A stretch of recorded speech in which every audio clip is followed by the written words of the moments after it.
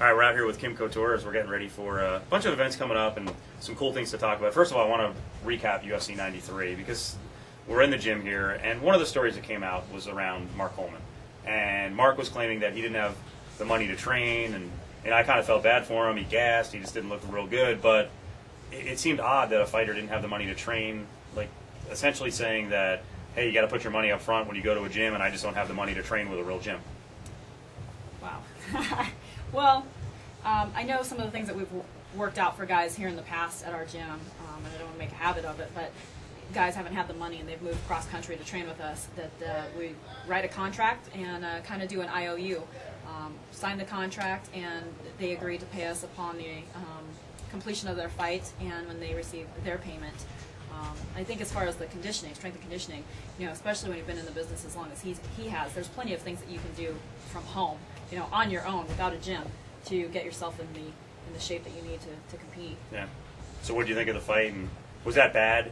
I mean, you're married to a guy who's 45 who still seems to be, sort of in his prime, I think. Looks in condition, doesn't look terrible. Mark looked like he was drained. He gassed in 2 minutes. Is it kind of a blow for the UFC putting a guy in like that, and also a blow for older fighters? It didn't look good. Yeah, I think it's a blow for fighters in general. Anybody that goes into being on a platform at that caliber, when you're on a pay-per-view, you kind of want to be prepared. I think it doesn't look good for anybody that isn't prepared for that level. I didn't actually see the fight, so I can't speak intelligently on how he looked or what he did wrong. But I think any guy that gets that opportunity to be on a pay-per-view needs to take it seriously. Anybody in general, when you're getting paid as a professional athlete to do just that, you need to take it seriously, or you probably aren't going to get called back by those promoters.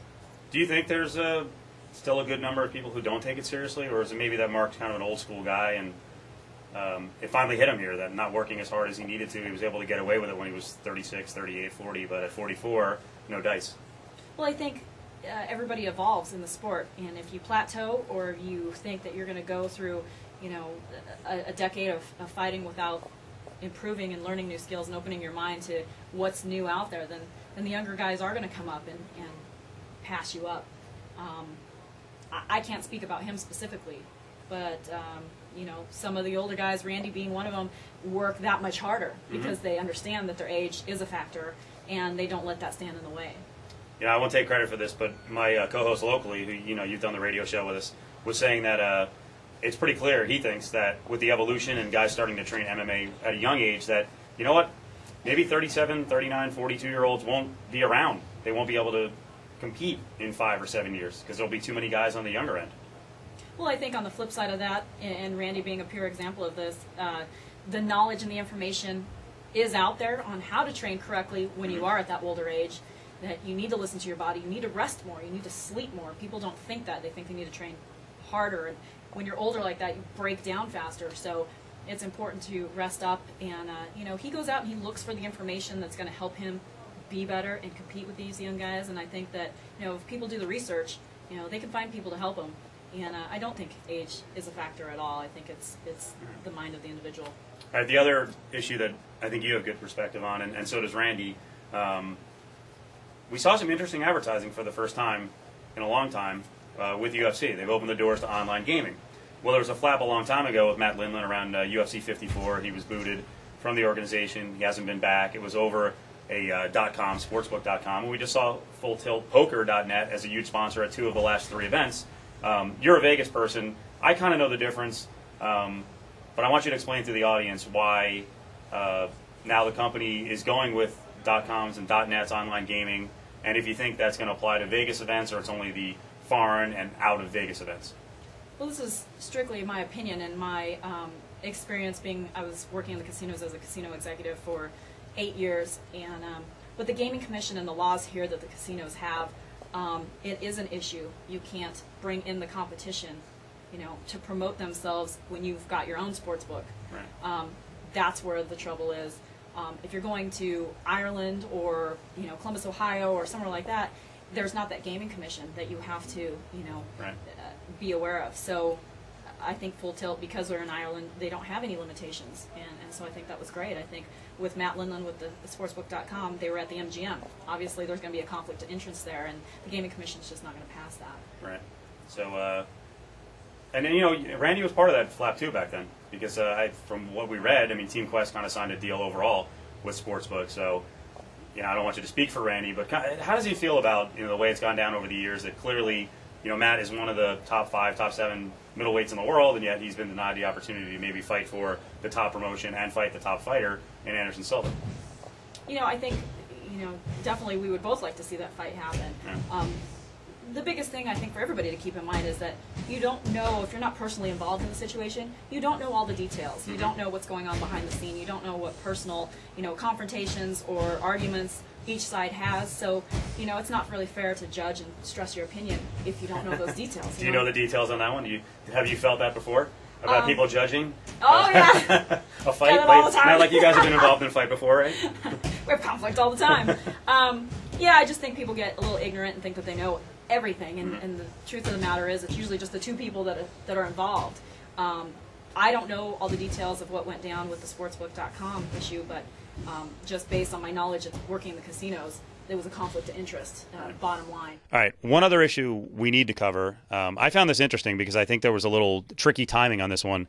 We're here at Extreme Couture, so I can see basically where this was set up. CBC came in, the Canadian Broadcasting Company, and clearly did an interview with Randy, but it was before the accord was struck with UFC, and there was still a war going on.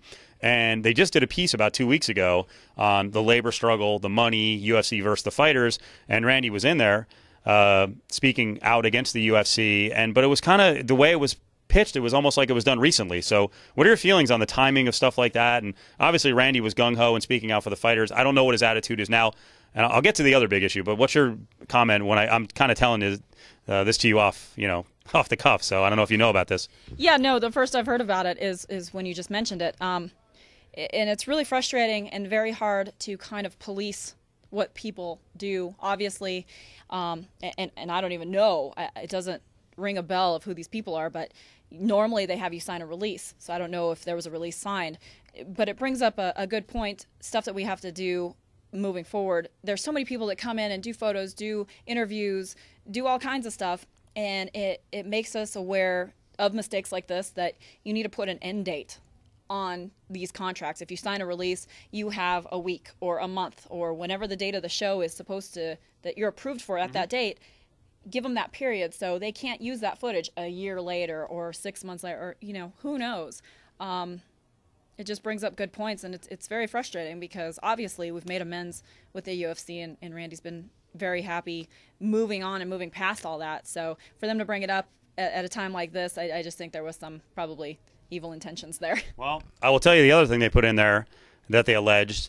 They talked about money that Randy got for UFC 91 and the deal that was struck. And to show up, he got $250,000. The Canadian company said back end he got a share of the pay-per-view, and they had the total number at $2.75 million, and alleged that basically, well, that fight was great for Randy a while ago, but now his silence has been purchased.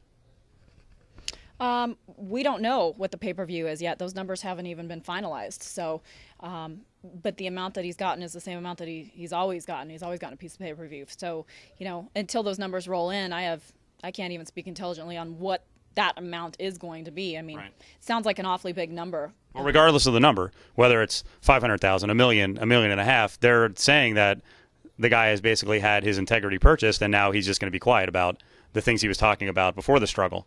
And that's kind of insulting.